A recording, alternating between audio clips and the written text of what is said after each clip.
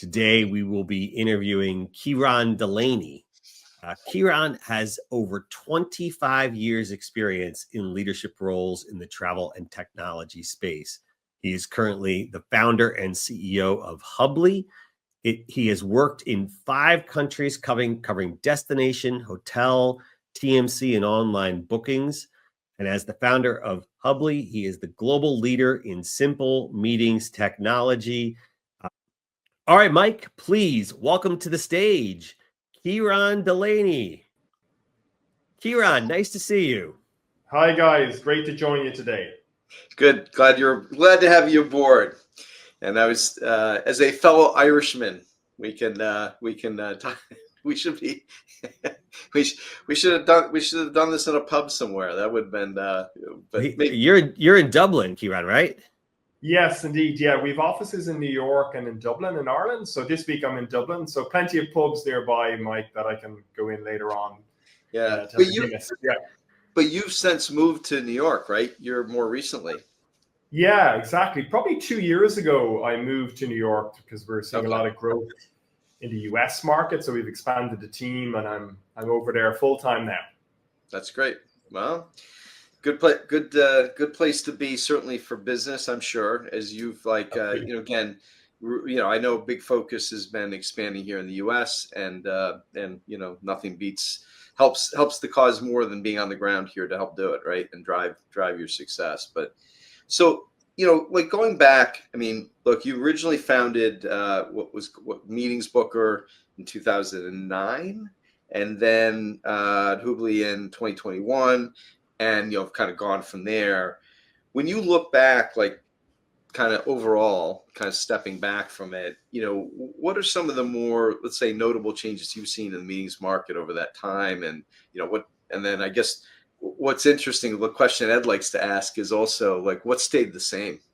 Because everybody focuses on change, but not all, and certainly in travel, the song remains the same often, right? So what are maybe some observations for us? Yeah, I think what's changed has been, the 2 biggest changes have just been digitalization, right? Like when you look at today, I think it's 87% of large corporates have a digitalization strategy in place or about to put one in place, right? So we're in a much more digital world, and that's a big focus for large corporates, large spenders in business travel and meetings. So we're seeing more and more big corporates go to market looking for technologies to self-serve meeting reservations and to have less of a manual approach. And the second big change is just how we work, right? Like the vast majority of people today work regularly from home. And that's really impacted business travel. Like according to the GBTA, nearly 70% of business travel is for meetings.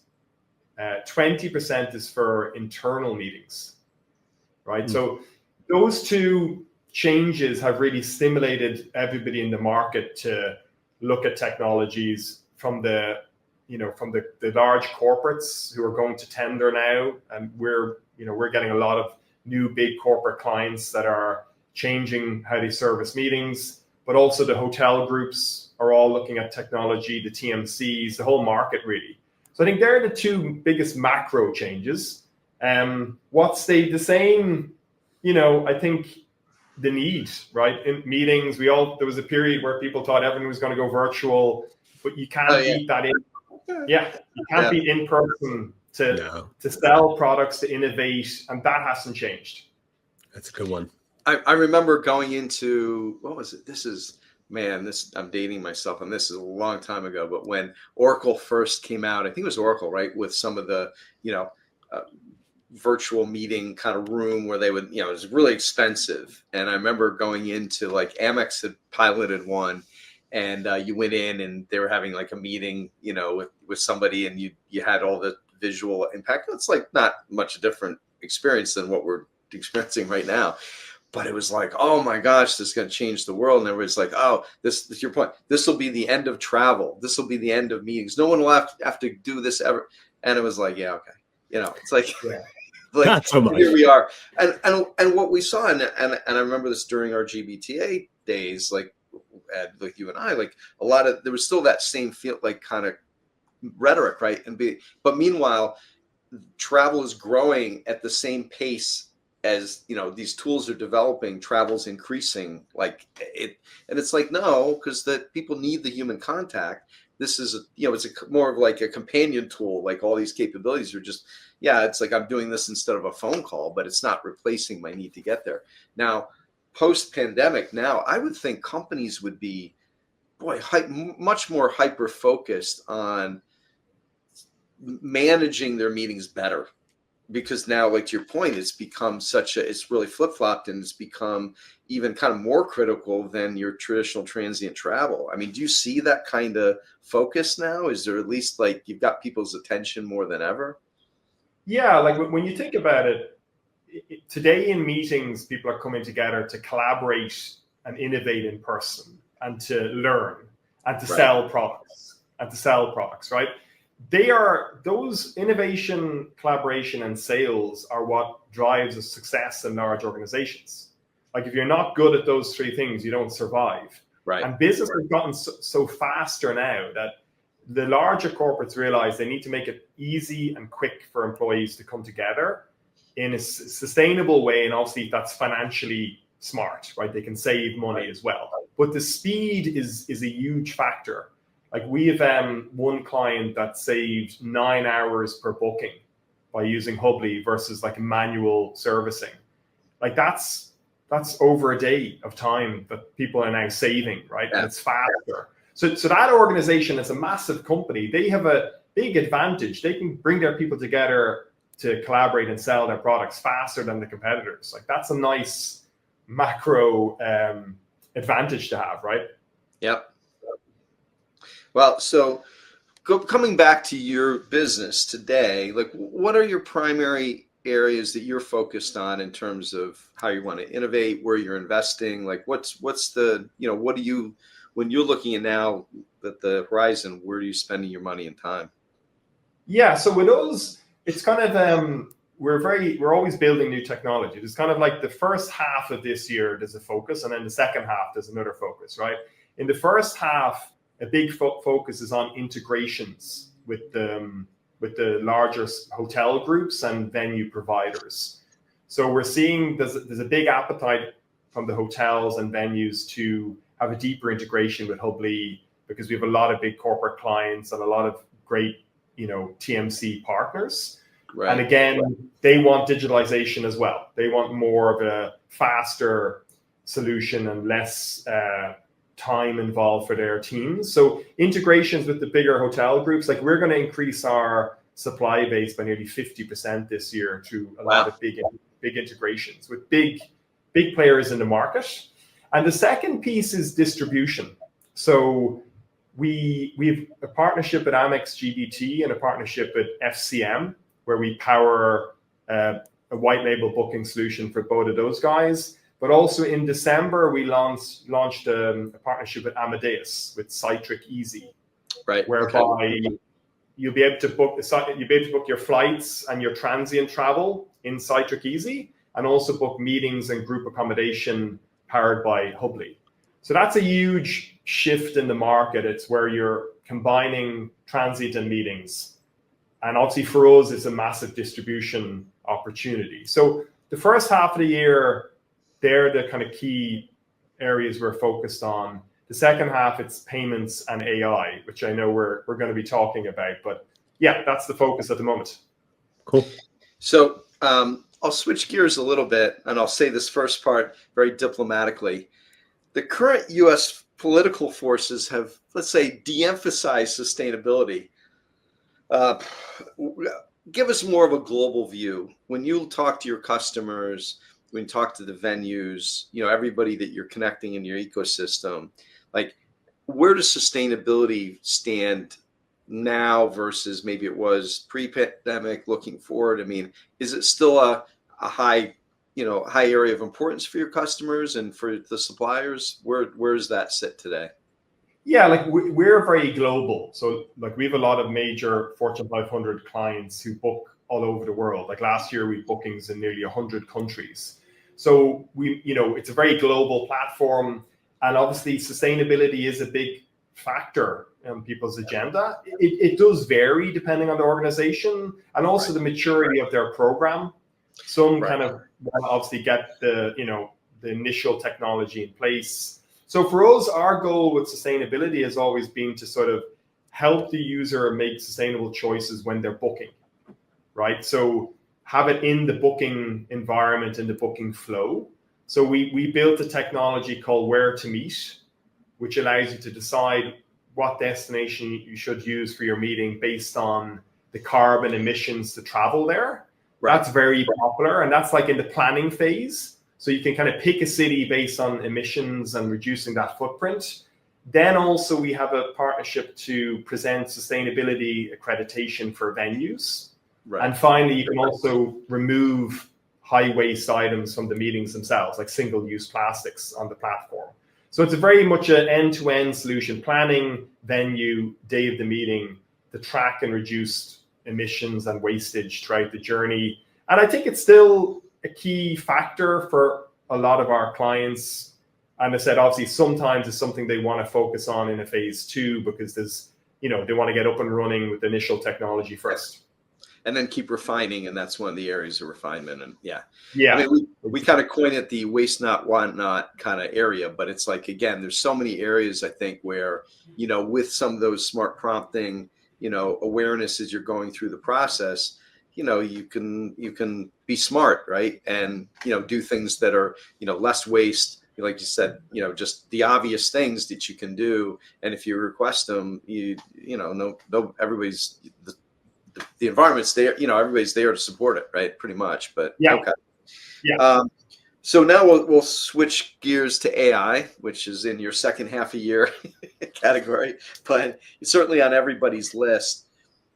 Like big picture, where do you see the big opportunities where AI meets meetings? Where do you see the let's say the biggest opportunities and maybe the most, the ones that you see right on the horizon coming up? Yeah, listen, it's going to transform everything, right? Not just travel and meetings, but every way we work. I think the big advantage is, I suppose, if you're a technology company that has a lot of data and you're sort of controlling and getting a lot of unique data, and then you also have the ability to build technology in a smart way, that's the perfect combination. And that's sort of where we sit. We've kind of built our booking environment from the ground up. So we have a lot of data points we can interact with and use AI to optimize.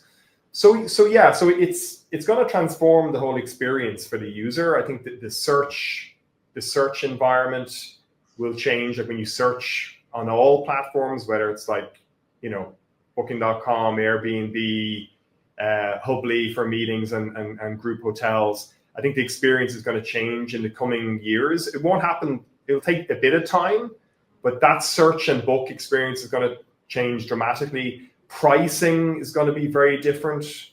I think the supply base are going to leverage AI.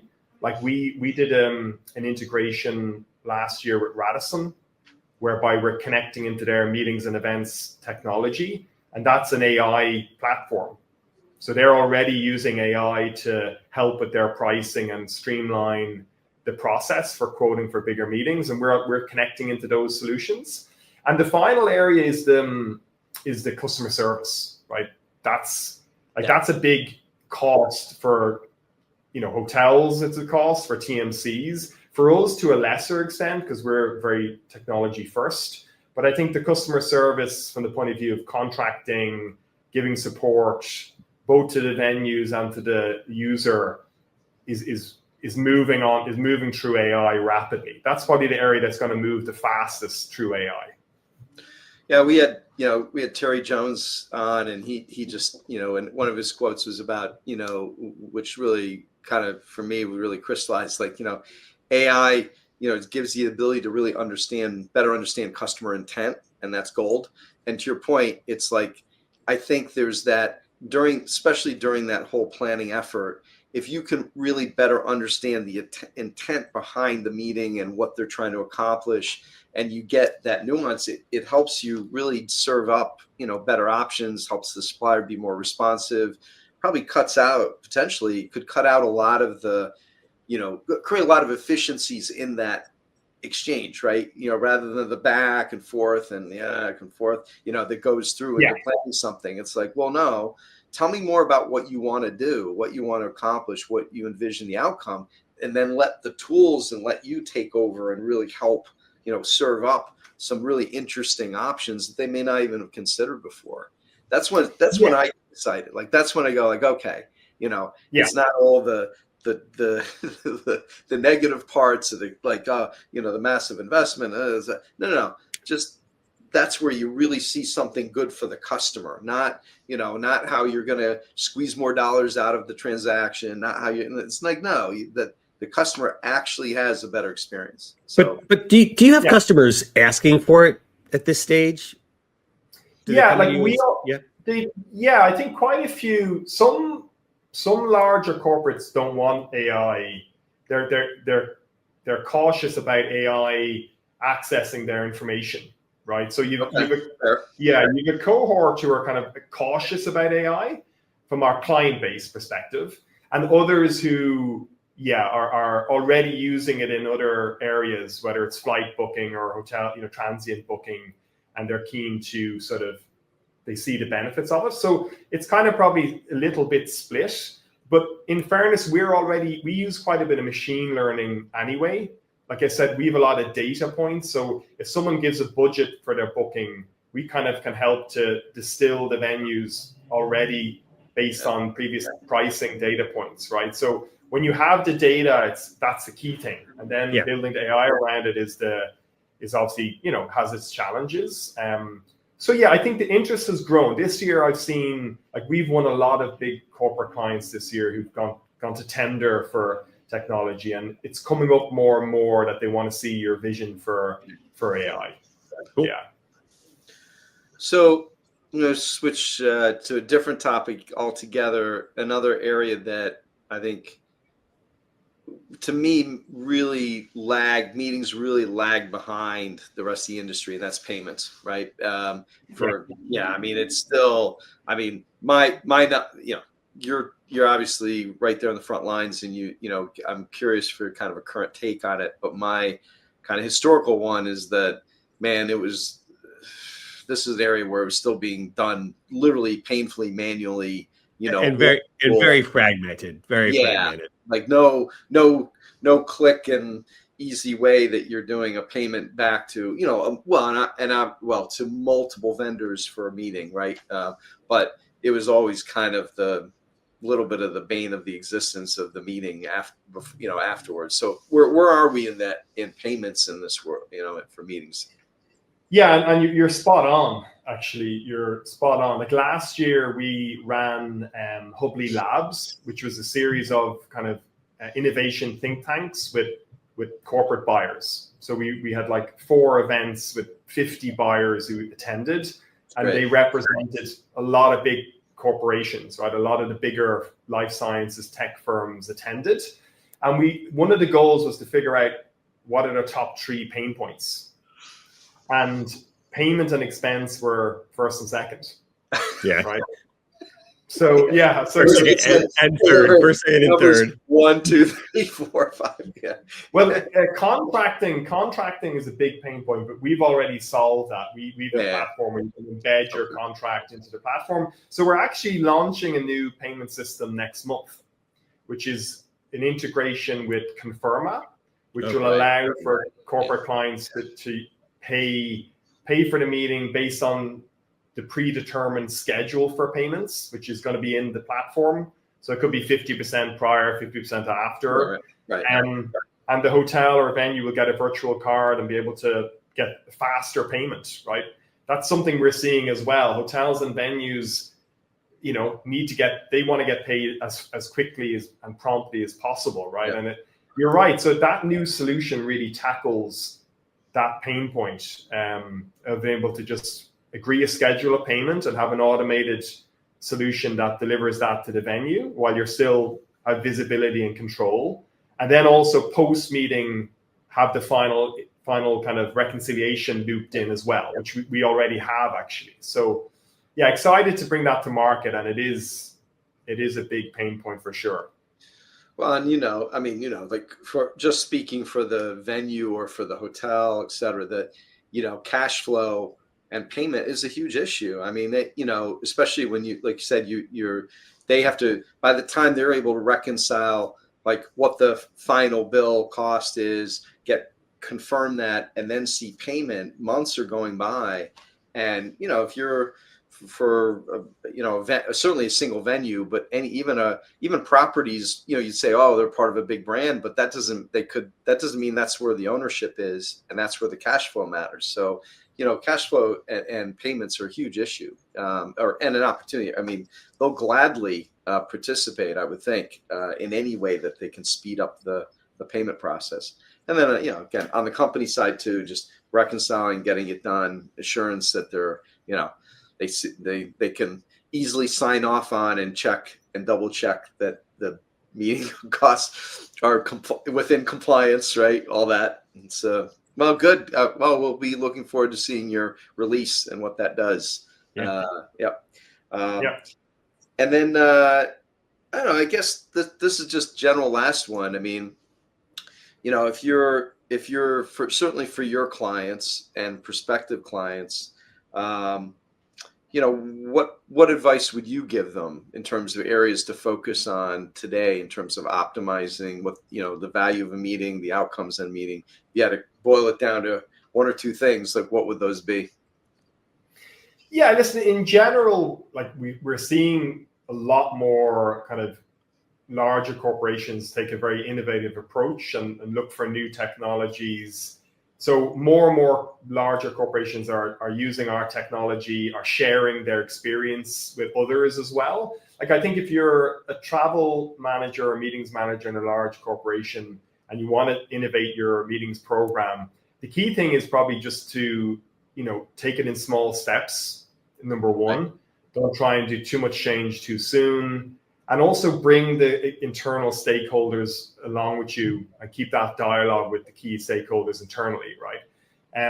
But that's always something we recommend when we're, talking to new clients. The other thing is just talking to peers, right? And one of the reasons why we did Hubli Labs was to get, allow buyers to come together and swap kind of success stories and maybe things that didn't work and sort of share their best practice.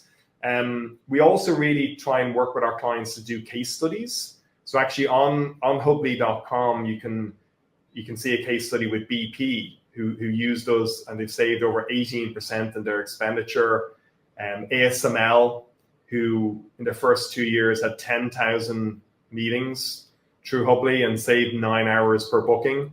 So that's a lot of time saved. And we actually launched a new case study with Autodesk, who have saved 77% using internal meetings. So I think, the more people share their journey with others, it helps them, the newer, people coming along looking to innovate, to have some reference points to support their program internally in their organization.